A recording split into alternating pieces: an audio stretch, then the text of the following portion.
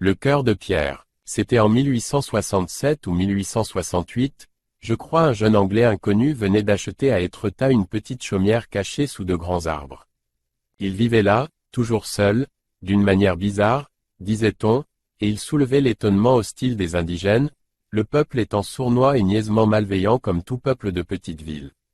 On racontait que cet Anglais fantaisiste ne mangeait que du singe bouilli, rôti, sauté, confit qu'il ne voulait voir personne, qu'il parlait haut, tout seul, pendant des heures enfin mille choses surprenantes qui faisaient conclure aux raisonneurs du lieu qu'il n'était pas fait comme tout le monde.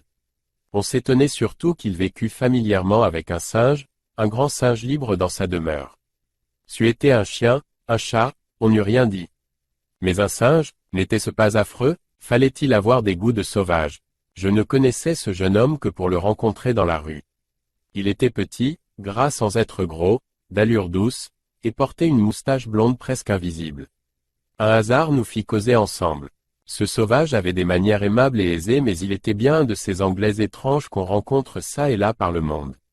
Guy de Maupassant, l'Anglais d'Étretat tu peux d'ailleurs en agir ainsi sans scrupule, pourvu qu'il te plaise de lire jusqu'à la fin tout ce que je suis disposé à te raconter car j'espère qu'après cela le conseiller Reutlinger sera tellement présent à tes yeux avec toutes ses bizarres façons d'agir, que tu croiras l'avoir connu familièrement toi-même.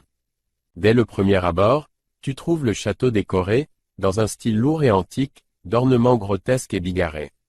Tu critiques avec raison le mauvais goût de ces peintures sur pierre, la crudité et le contraste choquant des couleurs mais après un examen plus attentif, il te semble qu'un esprit mystérieux et fantastique anime ces murailles peintes et c'est avec la sensation d'un frisson étrange que tu pénètres sous le porche spacieux.